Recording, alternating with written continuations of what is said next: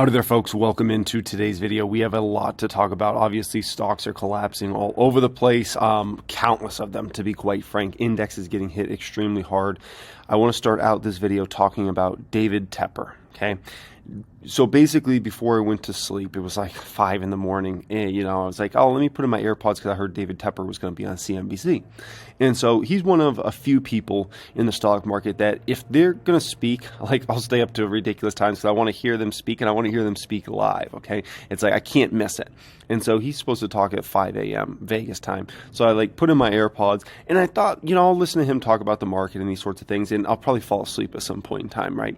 And no, I didn't fall asleep. I got more scared than probably ever before. I might have had a few nightmares, and I woke up even early this morning. That's how you know my sleep was messed up, because David Tepper, what he talked about is extremely important if you want to understand where this market's going, okay? So, by the way, I hope you guys enjoy this as always. Thank you for being subscribed here, even if it's bad news. So, by the way, David Tepper, if you don't know him, he's a very successful hedge fund manager, 11-figure net worth on this individual. He's had a tremendous amount of success over the years. You can, if you want to, research his past and all sorts of things, you certainly can. And he's not right 100% of the time, as no one's right 100% of the time in the market, right? But he's right a lot more than he's wrong, which is all that matters in the stock market. And he's made a tremendous fortune over the years, and he benefited obviously massively from the bull market, right? And if you ever heard of David Tepper, but you're like, I don't know where this guy's from. It could be because he's tanking the Carolina Panthers. Back when I lived in Charlotte, North Carolina, man, the Panthers were good. David Tepper took over that team a few years ago, and I think the man should stick to stocks in the market because he has absolutely tanked that team. They are awful. Literally, they're one of the worst teams. And, when I lived in Charlotte, they were one of the best teams in the NFL. I don't know. He should stick to the stocks in the market. That's my opinion on that. No. The part you're going to see out there in the media today is not the main concern. I typed in David Tepper on Google. If I try to go on CNBC, look at David Tepper, and everybody's talking about this headline of he's leaning short on stocks and things like that. Okay, I can tell you that was not even remotely the scariest thing, the fact that he's leaning short on stocks. They make this sound so much more pleasant than it really is, okay? Because what David Tepper said was scary, okay? There's two core things he said that are very scary. The first thing is he mentioned several times about the S&P 500 going down 1,000 to 1,500 points from here, okay? Now, he did not stand behind that statement. He kind of did it in a little bit of a chicken way. I'll call it that. That's a nice way of me putting it. I would use a P word, but I'm not going to, okay? I don't want to get demonetized. He used it in a chicken way. He mentioned several times in the interview about just throwing it out there, S&P going down 1,000 to 1,500 points, right? And that was very, very telling. But the second part, I think, was even more telling. And he was basically talking about his bets coming out of the financial crisis. And he said, in 2010, he said, what did I say would go up? Everything. So now they're doing quantitative tightening, the complete opposite of quantitative easing. What do you think is going to happen? And he stopped short of saying basically everything will go down and go down substantially, right? And so it's natural to think that's going to be the way it is, right? Because if we were doing quantitative easing and it basically made everything get more expensive, whether you're talking about, I don't know, a house, stocks, a private jet, cars, anything, right? If you're talking about that, right? Well, what do you think happens when quantitative tightening happens? You're going to start to see everything drops substantially in price. And the longer they do quantitative tightening, the more you will see everything drop in price, right? And clearly you can see this starting to play out, right? If you look at the total assets under the Fed's balance sheet now at this point in time, it started to drop now. It peaked right around early springtime, and basically ever since that peak, it has been falling and falling, and it's going to fall a whole lot more over the next 6 months nonetheless, right? If you look at the Fed funds rate, if you look at M2 money supply, if you look at all these things, right, they're clearly all pointing to major quantitative tightening. And the interesting thing, and he brought this out as a point, right, is he said, it's not just that the Fed's doing this, it's that the feds are doing this, meaning every pretty much central bank in the world is going through quantitative tightening right now and seems committed to it for at least 2023. which means when you've got the whole world at the same time doing quantitative tightening, you're going to see all assets continue to go down until that reverses essentially and goes to quantitative easing. And we don't know when that is. And he made another important point, which was he said, everybody says, they believe the Fed and what moves the Fed's going to do when it's helping out the market. But when they start working against the market, everybody suddenly says they're lying, they're making it up, they're not going to do anything, this and that, right? And he says you can't have it both ways. If you believe the Fed when they say they're going to do quantitative easing, then you have to believe them when they say they're going to do quantitative tightening, right? And so far, obviously, that's what we see playing out. Now, is the Fed likely going to make a move too far to one side? Certainly. Could they push us into a massive epic recession? And that's with all the central banks around the world, into a global major recession? Absolutely. Will it probably happen? Probably. We'll see. It's definitely a decent probability. I would call it that, right? And so those words by David Tepper, I thought were extremely important. And before Tepper came out and said that, the futures were only down a little bit at that time. Like literally, the Dow futures were down like 70 points at that point in time. NASDAQ futures were just down a little bit. Russell, same thing. S&P 500 just a little bit. And then after he got done talking, that's when things started tanking in a major way. Now, keep in mind, most of Wall Street's not even working this week. If this was a normal day, I can tell you the moves you saw today would have been child's play. We would have seen the Dow down 1,000 plus points, probably down 1,500 plus points if Wall Street was actually full go. Most of Wall Street's dipped out. They're not doing anything. And so you get some, the algorithms coming in by and these sorts of things, right? Wall Street's not paying attention to crap this week. And so the fact that you saw that sell-off, I'm just telling you, be lucky that happened today and not like, in 2 weeks from now when Wall Street gets back from their New Year's break. Because I can tell you the market would have been down massively more. That move in Tesla you saw today, that move would have been 15 to 17% today. It would have been something that you can't even fathom. How in the world did this happen, okay? So that kind of covers that important point, right? Now, obviously, the markets got absolutely pummeled today with the NASDAQ down almost 3%, S&P 500 down pretty big, Russell down pretty big, Dow down 500 plus points here today. And once again, I'm telling you, this is usually a Goldilocks. We're a few days away from Christmas. This is kind of the perfect scenario to not tank the market. Literally, this is good vibes, good feelings, euphoria.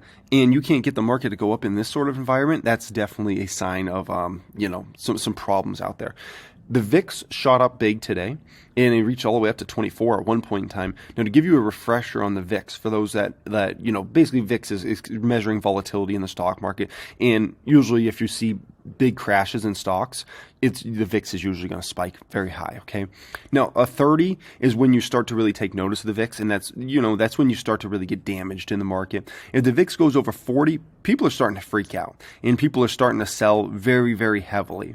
And if you ever get over a 50 in VIX, which we only get a few times, you got that in the Rona crash, you got that in 2008, 2009 financial crisis where the VIX went over 50, that's full-scale panic. That's when people are dumping stocks at insane rates. They literally are they don't care what price it is. They literally just want cash, and they'll dump everything in sight.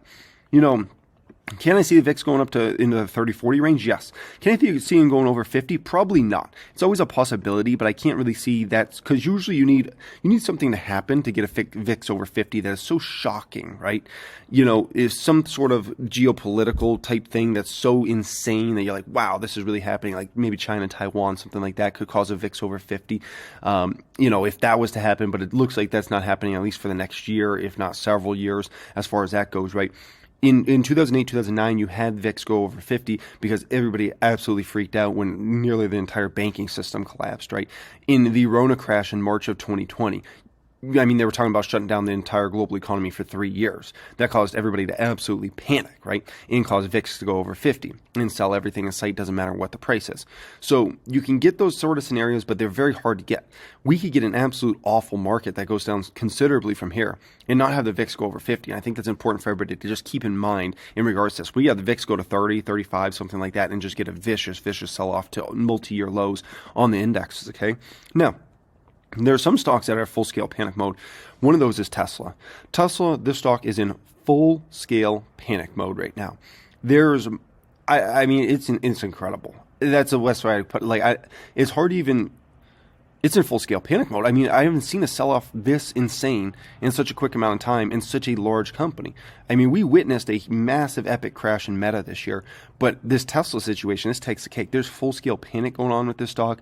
There's probably margin calls happening left and right, and it's an incredible situation because, I mean, Tesla was the darling of Wall Street going into this year, and to now be getting close to exiting the year, and it's in full-scale panic mode. Like, if there was a VIX on Tesla stock, that baby would be over 50 right now. Like, it's full-scale. Like, people are just piling out of that. They don't even care about price. 125, 124, 130, it doesn't matter. People are panicking out of that one in mass right now. NVIDIA and AMD, I'll explain why those are down big here today in just a moment, because there is actually a reason why those ones are down big. You might see those moves. I'll explain that in just a moment here. Amazon, which is a stock I bought here today. It isn't the only stock I bought. I did buy another stock here today. But Amazon is a stock I bought here today. That one just continues to get pummeled, down another 4% today. And look at Apple. Apple, 131. I mean, this one is probably within a month of going down to multi-year lows on that one. It seems like when it's all said and done, Apple will be under $100. It just seems like it, when it's all said and done. It kind of feels like that around Tesla too, to be quite frank. Okay, PayPal just reached new lows. I mean, it's incredible, right? And Google just continues to get hit as well. But basically everything in big tech continues to get hit. Obviously, MU today. Okay, now in regards to AMD, NVIDIA, why are those stocks down big here today? I don't know if you guys saw this news out of Micron. Micron's one of the biggest memory chip companies in the world, okay, if not the biggest. And Micron just came out and announced they're going to cut their headcount by 10% in 2023. Micron also said it's suspending 2023 bonuses, which is basically a way of saying the semiconductor industry is going to be complete crap over the next year, okay? So by Micron coming out and saying that, they're basically telling you that Apple's numbers are going to be crap over the next year. NVIDIA's numbers are going to be crap over the next year. AMD's numbers are going to be crap over the next year. And every other company that's in the semiconductor space, they're going to report crap numbers over the next year. Okay, and so just understand those stocks all have still more pain to come, and they're going to have some probably brutal quarters of misses and just disappointments overall. And so if you're buying into any of the semiconductor stocks, whether it be a Skyworks Solutions or whether it be a Qualcomm or whether it be an AMD or an NVIDIA, doesn't matter, anything in that sector, right? Just to understand, a lot of those numbers are going to have a struggle for any growth in 2023. And I mean any growth. If NVIDIA grows in 2023, it's a win for them. And I mean even 1% growth. Same thing for AMD. Same thing for every company that competes in the semiconductor space. And a company like Micron is all of a sudden starting to lose money when they were making so much money, right? Which is a very scary thing. When you see companies that were making money hand over fist starting to take losses, that's definitely a scary thing. If I think about the home builders definitely have some of that ahead, especially toward the end of 2023. That backlog is going to dry up, and then a lot of those home builders that are making crazy profits right now will start taking losses. And it happens like that, man. It can happen literally in a matter of a few quarters, in a matter of a year. You can have companies go from making crazy profits, hiring, to the next thing you know, they're firing, and they're suspending bonuses, and they're reporting losses. Like, it happens quick. It happens much faster than a lot of people realize. And it's just part of the process. And when you got a Fed that's hell-bent on wrecking the economy, and, central banks around the world, like, they want to wreck this economy to get inflation back down to, realistic numbers, they're going to wreck it, man. And you see that in the company number, right? Now, here's the thing. You see Micron do that cut. 10% of their staff, right? Which is just going to be thousands of employees. And you see all these workers getting cut at all these tech companies, right? And you see almost every single tech company in the world is basically either firing employees or has hiring freeze, okay? And so people say, oh, they get fired, they can just go get another job. We're going to get another job if you're one of those Micron employees. Who's hiring right now? There's no one hiring in your space right now. All those companies are laying off. So the fact is, a lot of people look at this and they see the whole white collar versus blue collar job. So 2022 has been the year where we've seen, obviously, a lot of white-collar jobs start to be lost. Now, you're going to see a lot more over the next 3 to 6 months. You're going to see some of the biggest banks in the world announce major, basically job cuts. You're going to see continued cutting in the tech field as well. And it's been that sort of year, right? And it's going to get worse before it gets better when it comes to white-collar jobs. Now, blue-collar jobs have seemed plentiful. And, here's the deal with blue-collar jobs. So they're going to follow the white collar jobs. And so what you're going to see is, unfortunately, you'll see a lot, and I mean a lot, of blue collar jobs basically kind of go away. And these go away differently than white collar jobs. The thing is in white collar jobs, what happens is you hear all these announcements, right? Micron's going to cut 10% of their staff, or you hear these sorts of things, right? What you see time and time again when it comes to blue collar jobs is you don't really get those sorts of announcements. It's not like, if let's just say there's 50% less homes to be built, in the second half of 2023 versus the second half of 2022, right? It's not like you're going to hear some announcement about like construction companies are like laying off staff or something like that. That's not how it works. You're never going to really hear about that. You might see it eventually show up in the unemployment numbers, right? But no one really trusts on unemployment numbers, especially when you see things that came out recently in regards to unemployment numbers, right? What happens is, unfortunately, most folks are on hourly, right? Like most jobs actually in the United States of America are kind of like hourly workers. And I used to be an hourly worker. Like I came up in this and I understand what it is. And so what happens is, if you're like an hourly worker, your hours start getting cut.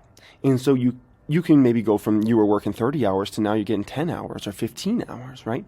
And so you're kind of like let go without being let go, right? Because all of a sudden you're like, oh crap, man, I'm getting no hours here. I need to go get another job somewhere else, or I need to just quit this job and try to find something else, right? If you were working at, I don't know, let's say you were working at Walmart, okay? In Walmart, all of a sudden you were working 35 hours a week, and then next thing you know, you go in January and now you're getting 18 hours a week. Well, shoot. You can't control that. Walmart controls how many hours those folks work, right? And so next thing you know, you're like, oh crap, I'm not getting as many shifts. Imagine you work at a restaurant as a waiter or waitress or something like that, and the restaurant starts not doing as much business. Well, you're not going to be needed for nearly as many shifts, right? Which means you're not going to have as many opportunities to make either hourly pay, or usually it's tips, right? So that's how it happens for the blue collar folks many times, right? And so that's just kind of something to think about.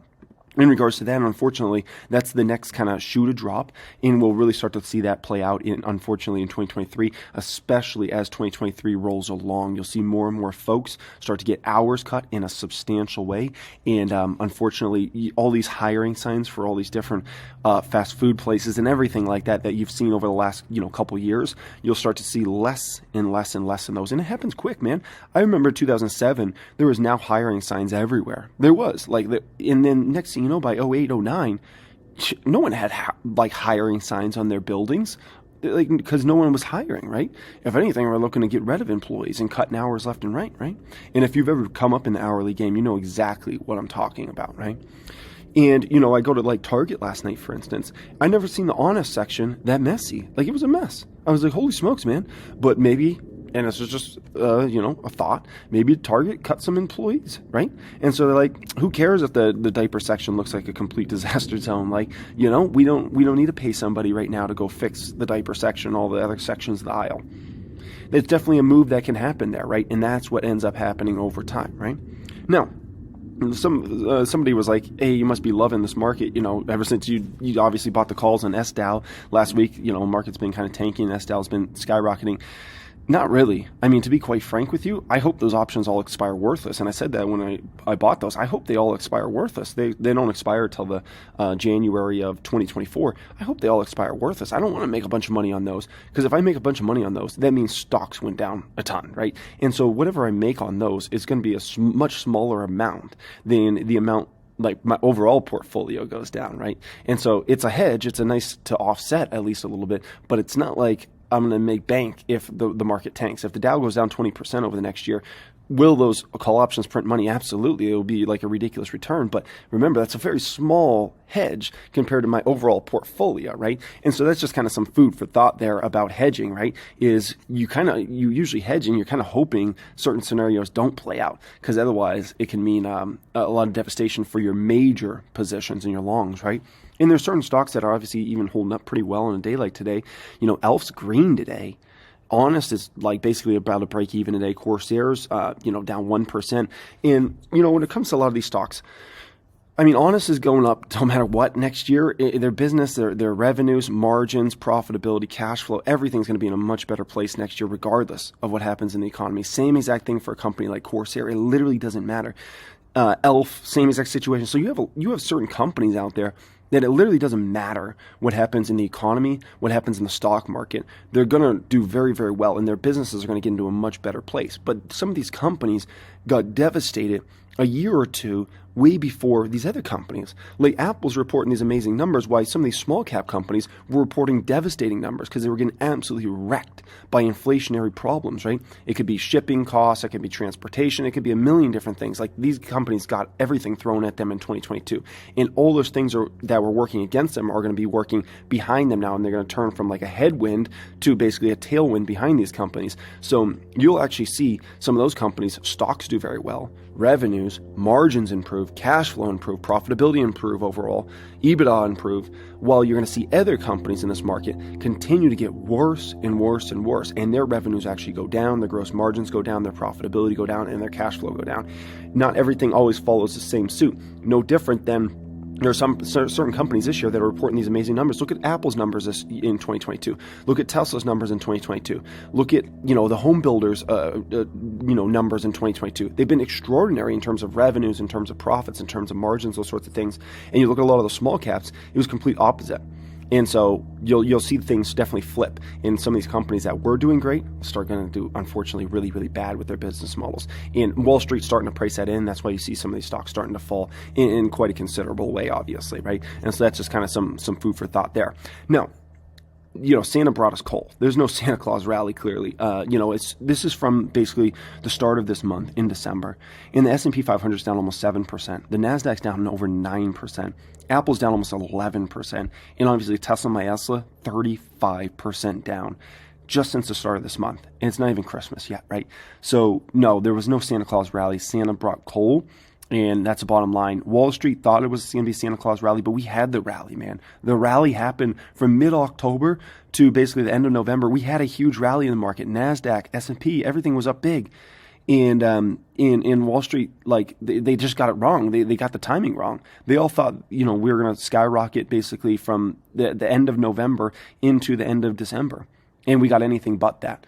At the end of the day, Wall Street, whatever they're talking about, usually just get in front of them. It pays to be first in the stock market, man. It pays to be first. I got a pretty crazy video coming on the main channel tonight on a stock I just bought. And I'll go into detail on that. So definitely check back the main channel tonight. That's a pretty crazy one. Much love as always, and have a great day.